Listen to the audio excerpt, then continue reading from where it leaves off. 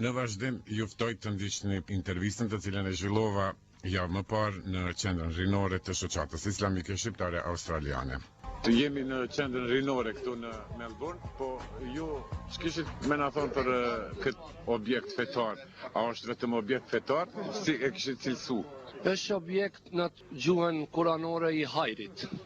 Është objekt i hajrit për arsye se këtu mbledhen njerëz të moshave të ndryshme, në atë mënyrë vinë afrohen edhe të vegjëlit fëmijët ku kanë rastin të mësojnë për Kur'an, për sunnet e pejgamberit alayhi salatu wassalam, po ashtu kanë rastin edhe të qefit të tyre të moshës së vogël, që ta dikajnë disa prej lojrave të tyre me poshtë, në atë mënyrë ato argëtojnë me lojrat e veta, po mësojnë edhe diçka në bisedat e imamëve të mbajtura të ligjëratës së mbahet në orën 8 të ditës së premte, dhe ashtu mësojnë mejtepin e vetë me gjuhën shqipe, mësojnë aty në atë mejtep të mësimit të fesë, ashtu në gjatë vikendit.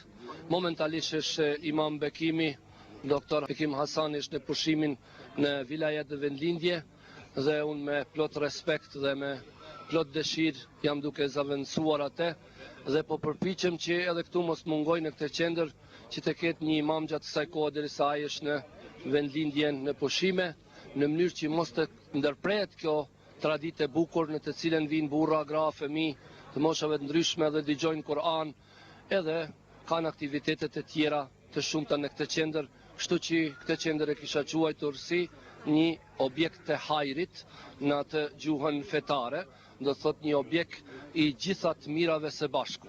Tregomni për ndëgjues nuk u prezentut në fillim, kërkoj ndjesë. Po, unë jam Rushdi Gjençi, jam ish imami në qendrën e Dendenogut, por tash me plot vullnet gjendem në qendrën e Kalltonit për arsyën e doktor Bekim Hasanit, i cili është në vendlindje. Sa i përket fesë, kemi ligjërata ditë për ditë apo vetëm të premteve? Ligjëratat të cilat mbahen në gjuhën shqipe, angleze, normalisht kuranore për kthehen prej tyre, janë në orën 8 të ditës së premte në mbrëmje këtu, në këtë qendër, dhe ka çdo të premte në orën 8 ligjërata në gjuhën shqipe. I jepet edhe mundësi pyetje dhe përgjigje në rast se ka dikush do një çështje për ta sqaruar me mundësitë në kapacitetin ton, të cilën kemi mundësi i japim shpjegim. Faleminderit gjithëve dhe gjithë bashkë adhetarët e besimit dinit islam dhe musafirëve tjerë, të gjithëve nga zemra ju dëshiroj mirëseardhjen në këtë qendër dhe do të shërbejmë në fjalën e Kur'anit dhe fjalën e Sunetit më së miri që mundemi. Faleminderit gjithëve. Ndërsa në vazhdim të nderuar bashkëdhetar, bisedojmë me një djalosh i cili do të prezantohet dhe të na tregojë sa vjeçar je. Unë jam Besar Mustafi dhe jam 19 vjeç. I lindur je këtu? Jam i lindur në Tetov. Po. Dhe jam në shtetësi të Australisë. Tregom përafërsisht si po duket qendra rinore.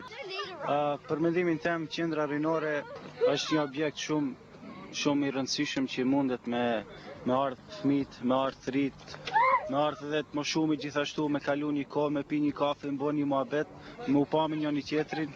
Dhe unë mendoj se kjo është një opcion shumë i mirë për gjithë shqiptarët që jetojnë në Melbourne. Sa kohë je këtu?